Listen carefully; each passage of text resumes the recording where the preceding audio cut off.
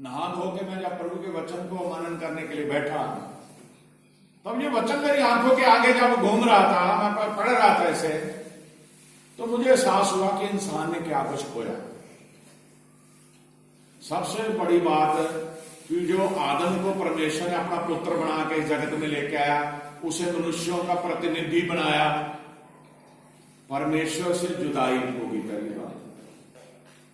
अगर आदम सही तरीके से चलता, शैतान में ना बहकाता, वो शैतान के बहकावे में ना आते, तो आज दुनिया की तस्वीर और होती। वो आत्मिक तौर पे मर गए, लेकिन शरीरी तौर पे आदम 950 साल तक जिंदा रहा। हालेलुया। परमेश्वर ने उसे नहीं मारा उसी समय। जब वो पाप करके परमेश्वर से जुदा होके, आत्मिक तौर पे दूर होके 950 साल जी सकता है, जिया। अगर वो पाप ना करते तो कितनी उम्र होती, आप अंदाजा लगाओ। मरता ही ना वो। Hallelujah, hallelujah. आज इंसान पाप की वजह से मर रहा है। इसलिए बाइबल में लिखा ना, यीशु मसीह कहते हैं पाप की मजदूरी क्या है? मृत्यु है। पाप के कारण मौत आ गई धरती पे। और आज 90 जबूर जाके पढ़ लेना घर, आपको बहुत बार बताया। मूसा ने लिखा है वो 90 जबूर, उसमें वो कहता कि ज्यादा से ज्यादा 60 या 70 साल उम्र है मनुष्य की, और बहुत बलशाली है तो 80-90 पे जाएगा, वरना 50-60 साल में खत्म। और आप देख लीजिए, तकरीबन अजमाइए इस बात को, 40 के बाद कोई ना कोई प्रॉब्लम शरीर को होनी शुरू हो जाती है। हमें डॉक्टरों के पास भागना पड़ता है। 50 के बाद बढ़नी शुरू हो जाती है, धीरे धीरे वो उसका शरीर खत्म होना शुरू हो जाता है।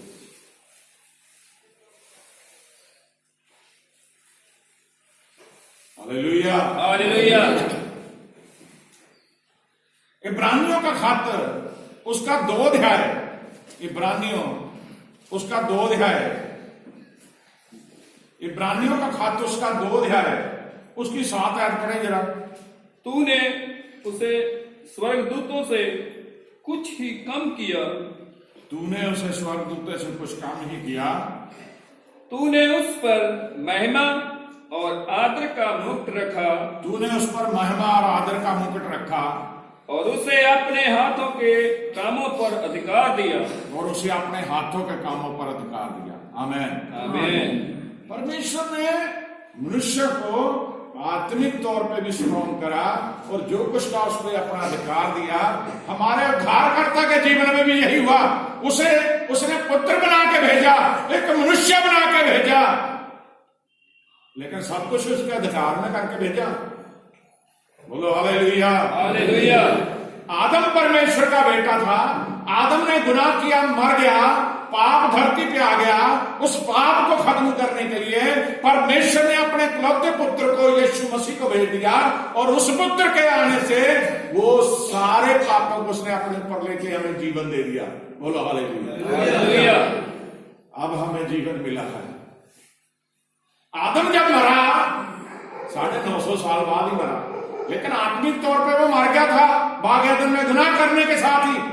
अब मेरा यीशु मसीह जगत में आया, उसने प्रचार किया, और जिसने उस पर भरोसा किया उसने उन सभी का उद्धार किया, और मेरे यीशु मसीह ने हमें मौत से मुक्त कर दिया, पाप से, गुनाह से मुक्त कर दिया, हमारा उद्धार कर दिया। आज हम उसके साथ जीवित हैं। बोलो हालेलुया। ये बहुत बड़ा गिफ्ट हमें मिला है। जो पाप की वो खून की रेखा, गुनाह का जो नजर आदम से शुरू हुआ था, यीशु मसीह ने आगे खून बहा के उसे खत्म कर दिया, मौत को ही फतेह कर दिया। Hallelujah, hallelujah. यीशु मसीह ने आके मौत को फतेह किया, और आज हम बड़े फख्र से, आराम से, हम तसल्ली से अपना जीवन जी सकते हैं, और सिर्फ पाप से बचे रहें, और अवश्य आप यीशु मसीह के साथ रहेंगे। पाप को छोड़ दीजिए। पाप करते हुए नहीं जाएंगे आप यीशु के पास, गुनाह करते हुए नहीं जाएंगे आप यीशु मसीह के पास। यीशु मसीह का सीधा छोटा सा एक तरीका है, प्रचार का एक बहुत बड़ा साधन है। यीशु मसीह ने कहा, मेरे बेटे मेरी बेटी गुनाह को छोड़ दे और मेरे पास आ जाओ। Hallelujah, hallelujah. उसने दोनों वहां ऐसे खिलाई हैं। ये सारे प्रश्न करने वाले बहुत से दबे लोगों, मेरे पास आओ, मैं तुम्हें विश्राम दूंगा। आमीन, आमीन, आमीन, आमीन। उत्पत्ति 2:7 भी पढ़ दो जरा। 2:7। तब यहोवा परमेश्वर ने आदम को भूमि की मिट्टी से रचा। हाँ, मैंने आपको सुना दिया। तब परमेश्वर यहोवा ने आदम को भूमि की मिट्टी से रचा और उसके नथनों में जीवन का श्वास उसके नथनों के अंदर जीवन का श्वास फूंक दिया और आदम जीवित प्राणी बन गया। आदम जीवित प्राणी बन गया। आमीन, आमीन। अब वो शरीर भी उसके पास है, आत्मा भी परमेश्वर ने दे दी, प्राण भी परमेश्वर ने से दे दिए। बोलो हालेलुया, ऐसा महान परमेश्वर है। और देखो परमेश्वर के एक बहुत ही बढ़िया अद्भुत काम को देखिए। जब शैतान ने सांप का रूप धार के आदम को और हवा को गुमराह किया, आदम को भी उसमें शामिल किया, तो धरती में पाप आ गया। उस पाप को मिटाने के लिए परमेश्वर ने फिर से, पहले तो उसने आदम को मिट्टी से रचा, अभी हमने पढ़ा, उसके बेजान था, उसके नथनों में श्वास फूके। लेकिन अब उसने क्या करा, प्रभु यीशु मसीह को मां मरियम की कोख में पवित्र आत्मा के जरिए भेज दिया। Hallelujah, hallelujah. पहले भी उसने एक बेटा बनाया आदम के रूप में, और उसके बाद उसका वंश चला जब उन्होंने पाप करा। अब उसने फिर अपना बेटा, इकलौता बेटा जो उसने रखा हुआ था, उस पाप को मिटाने के लिए मां मरियम की कोख में भेज के उसे जगत में भेज दिया। Hallelujah, hallelujah. एक बात को ध्यान से सोचिए, यीशु मसीह सिर्फ 3.5 साल 3 साल 6 महीने सिर्फ प्रचार किया यीशु मसीह ने धरती पे मनुष्य बन के। 30 साल की उम्र में शुरू किया और 33.5 साल की उम्र थी यीशु मसीह की जब उसे सलीब पे टांग दिया गया, मारा गया, गाड़ा गया, तीसरे दिन मुर्दों में से जिंदा हो गया और जीवित परमेश्वर के पास चला गया। अंदाजा लगाइए कि परमेश्वर कितना महान है। सिर्फ 3.5 साल उसके बेटे ने धरती में प्रचार करा और पूरी दुनिया से शैतान को खत्म कर दिया। हालेलुया। और अगर यीशु मसीह 20-25 साल रह जाते, 10 साल 20 साल रह जाते, तो धरती की तस्वीर कैसी होती। हालेलुया। परमेश्वर महान है, उसकी योजना को कोई नहीं जानता। मैं वचन पढ़ रहा था, दाऊद बूढ़ा हो गया, बड़ी लड़ाइयां लड़ी उसने। पहले वो 7 साल यहूदा पे राज करता रहा और फिर 33 साल इजराइल पे उसने यरूशलेम में राज किया। टोटल 40 साल राज्य किया उसने। जब बुढ़ा हो गया, उसके एक लड़के ने अपने आप को डिक्लेयर कर दिया, राजा बना लिया अपनी मर्जी से। उसने कुर्बानियां भी दे दी परमेश्वर के आगे, और जो प्रधान सेनापति था दाऊद का, उसे भी अपने साथ कर लिया, और कुछ लोगों को कर लिया, याजक को भी अपने साथ कर लिया। तो जब नबी को पता चला परमेश्वर ने जिसे चुना हुआ था, उसने उसकी औरत के पास जाके, जो सुलेमान की मां थी, उसे कहा जाके तू राजा से कहा, तूने शपथ नहीं खाई थी कि तू मेरे बेटे सुलेमान को राजा बनाएगा? तो बादशाह दाऊद ने उस शपथ को पूरा किया, उसने सुलेमान को राजा बनाया। और जब वो वचन आप ध्यान से पढ़ेंगे, सुलेमान ने परमेश्वर के लिए कुर्बानियां दी और परमेश्वर उससे खुश हुआ, और परमेश्वर उसे कहा, बेटा मांग, क्या मांगता है? जो तू मांगेगा उस तुझे मिलेगा। कह रहा, मैं तो एक बालक हूं मेरे परमेश्वर, इतनी बड़ी कौम का मुझे न्याय करना है, उसका ध्यान रखना है, मुझे बादशाह बनाया आपने। मैं तो समझ में बच्चा हूं, मुझे ऐसा विवेक दे, ऐसा मन दे, ऐसी बुद्धि दे कि मैं इनके परख सकूं, इनके मनों को परखने की आत्मा मुझे दे। क्या करा परमेश्वर ने? खुश हो गया परमेश्वर, कह रहा तूने और कोई इंसान होता, तूने देख क्या मांगा, सिर्फ बुद्धि। तूने सिर्फ बुद्धि मांगी, लेकिन मैं खुश होकर तुझे दौलत और शोहरत यानी महिमा भी देता। बोलो हालेलुया, हालेलुया। और परमेश्वर ने उसे गिफ्ट में दे दिया। सुलेमान के पास अब बुद्धि के पाठ उसकी देखिए, दो औरतें आई, लिखा वहां बाइबल में वैश्या थी दोनों, वो एक ही घर में रहती थी। पहले एक के बच्चा हुआ और कुछ समय के बाद, कुछ दिनों बाद दूसरी के बच्चा हुआ। मैं शॉर्ट में सुना रहा हूं आपको। अचानक क्या हुआ, एक ने पासा लिया होगा बच्चा, उसका नीचे आके मर गया उसके। उसने क्या करा, फटाफट उठी, देखा मेरा बच्चा मर गया, जिसका बच्चा जीवित था उसे उठा लिया और अपना बच्चा मरा हुआ वहां रख दिया। और वो कहने लगी, सुबह जब उठी उसने पहचान लिया कि ये तो मेरा बच्चा ही नहीं है। वो कह रही नहीं नहीं, तेरा मरा हुआ मेरा जीवित है। मुकदमा राजा के पास चला गया, सुलेमान के पास। देखिए अकल सुलेमान की, जो परमेश्वर ने बख्शी।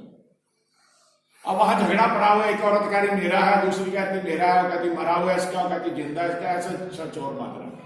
राजा कह रहा भी ऐसा करो, इनका कान कर, एक तलवार लेकर आओ मेरे पास। तलवार मंगाई करा, इसके बच्चे को दो भागों में काट दो, एक इसको दे दो, एक इसको दे दो।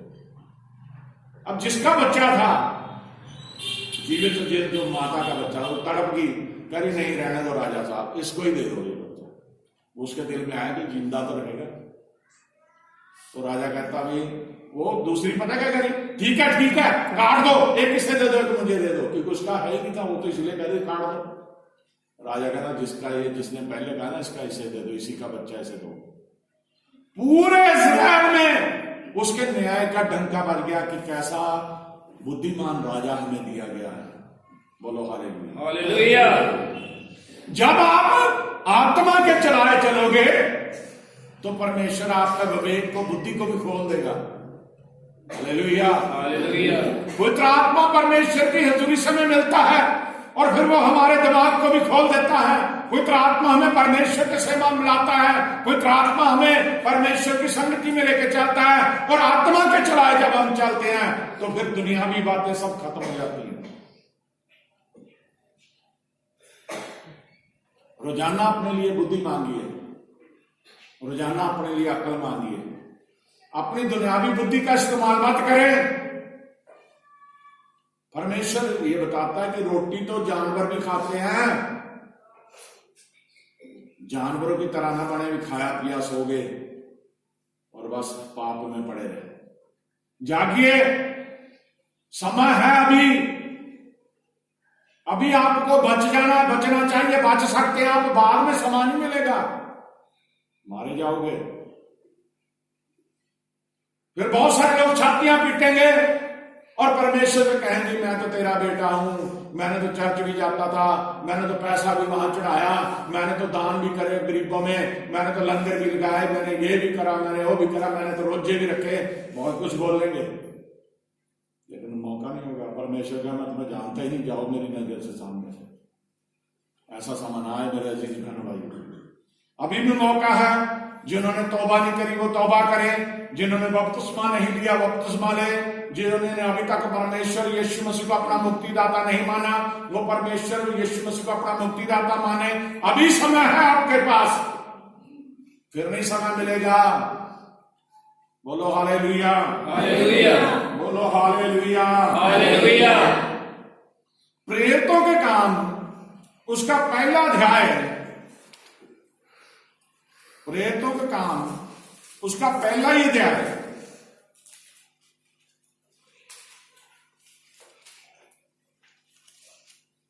उसकी 8 आयत पढ़ो।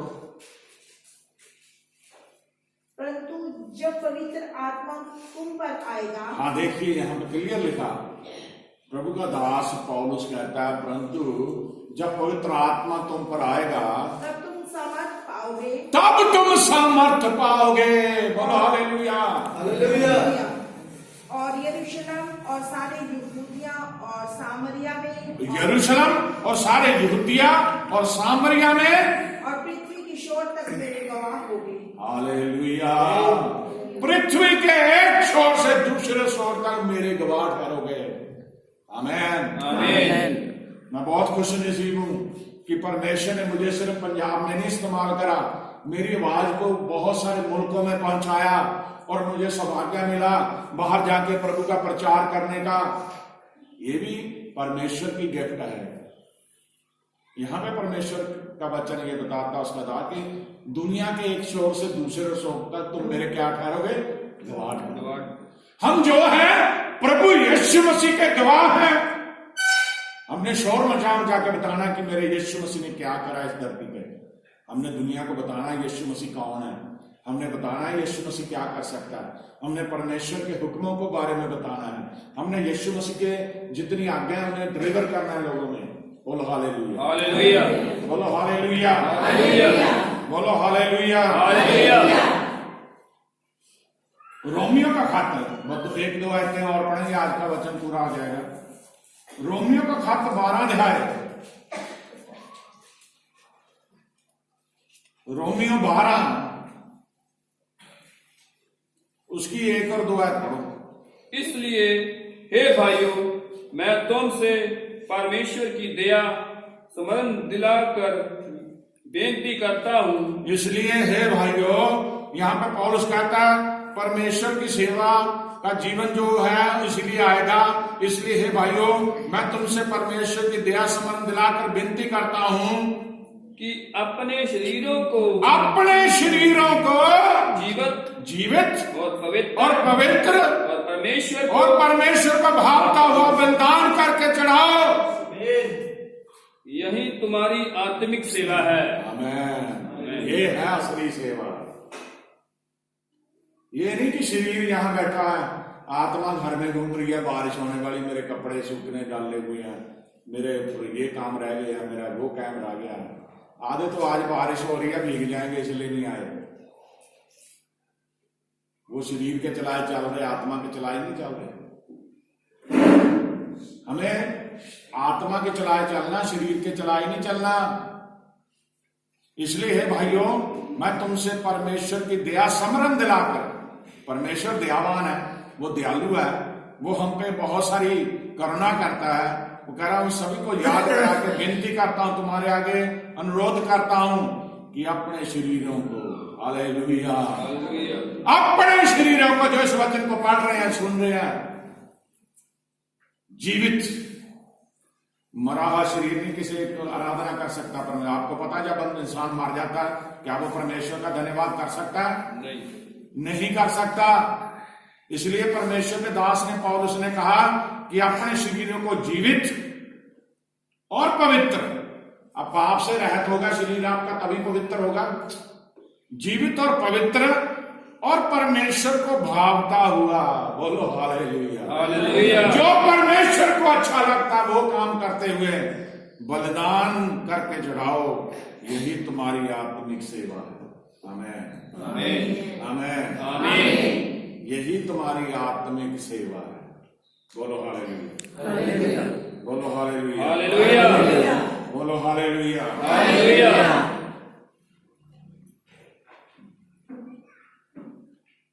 उत्पत्ति 2 उसकी 16-17 पढ़ दो जरा।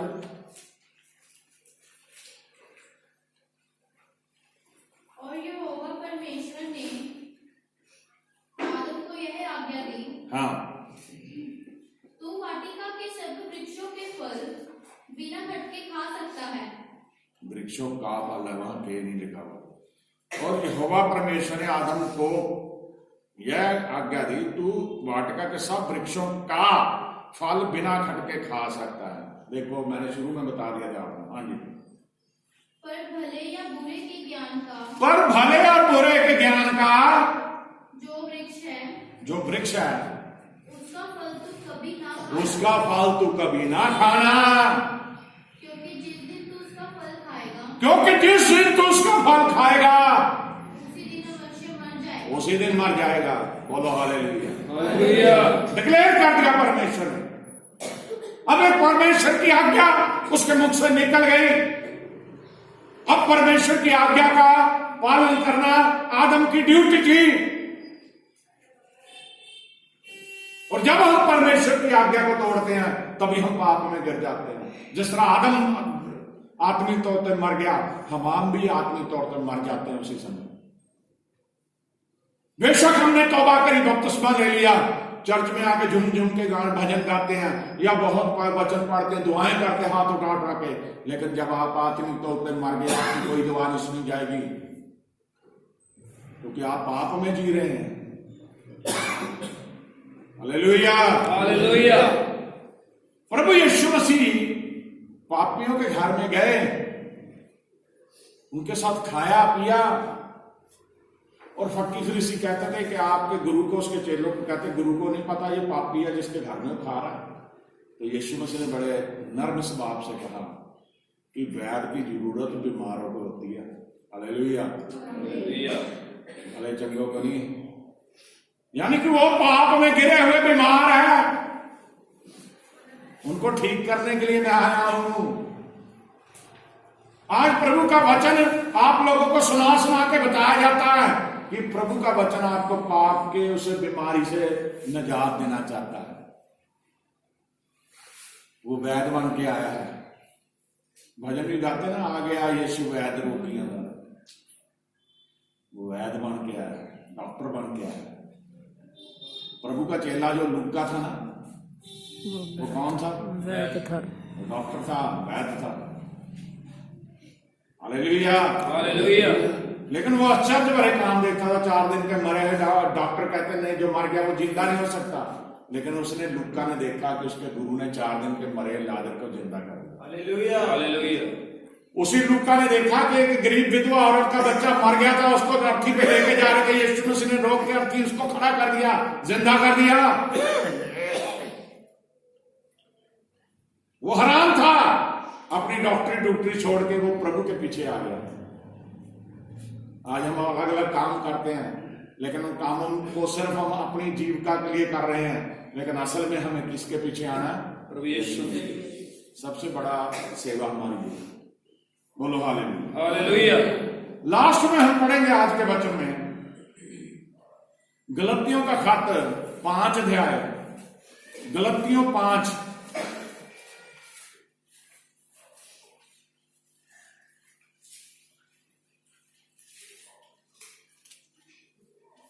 गलतियों 5 अध्याय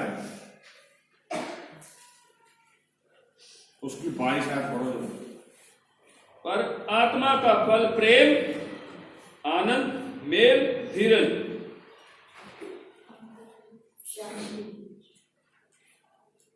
पर आत्मा का फल प्रेम, आनंद, शांति, धीरज, कृपा, भलाई, विश्वास, नम्रता और संयम है। ऐसे ऐसे कामों के विरोध में कोई भी व्यवस्था नहीं। अगर आपके जीवन में, आपके शरीर के अंदर आत्मा के ये 9 के 9 फल हैं जो हमने पढ़े हैं, तो फिर व्यवस्था आपके ऊपर कोई भी आपको दोषी नहीं ठहरा सकती। लेकिन एक बात आपको मैं बता रहा था सुलेमान बादशाह के बारे में कि बुद्धिमानी उसकी कैसे मिली। नीति वचन उसका 3 अध्याय, नीति वचन उसका 3 अध्याय,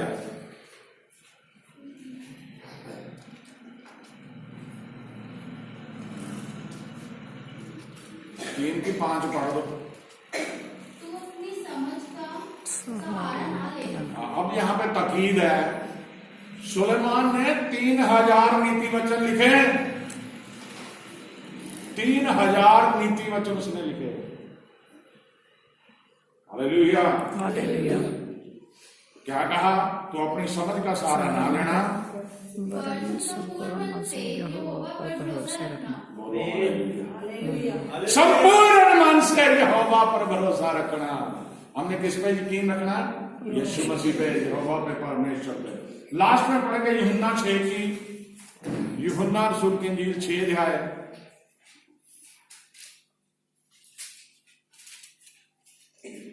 6 की 63 पढ़ो, 63। आत्मा तो जीवनदायक है, हाँ, आत्मा तो जीवनदायक है, शरीर से कुछ लाभ नहीं। शरीर से कुछ लाभ नहीं। जो बातें मैंने तुमसे कही हैं, जो बातें मैंने तुमसे कही हैं, वे आत्मा है वे आत्मा है और जीवन भी है। और जीवन भी है। आमीन। हमारे यीशु मसीह ने ये सब किया। सो मेरे अजीज बहन भाइयों, आज आपने ये जाना ये आदम कौन है। आप लोगों को बता सकते हैं कि ये आदम परमेश्वर का पुत्र था, बेटा था। वो मनुष्यों का प्रतिनिधि बन के इस जगत में आया। परमेश्वर ने किस तरह उसकी रचना करी आपको बताया, परमेश्वर ने कैसे उसको संभाला। लेकिन जब पाप शैतान ने उनके अंदर भर दिया तो किस तरह वो परमेश्वर से जुदा हो गया। इसलिए पाप को छोड़िए, परमेश्वर के मार्ग पर चलें और परमेश्वर के वचनों के ऊपर मनन करें। प्रभु आपको आशीष दे। आमीन।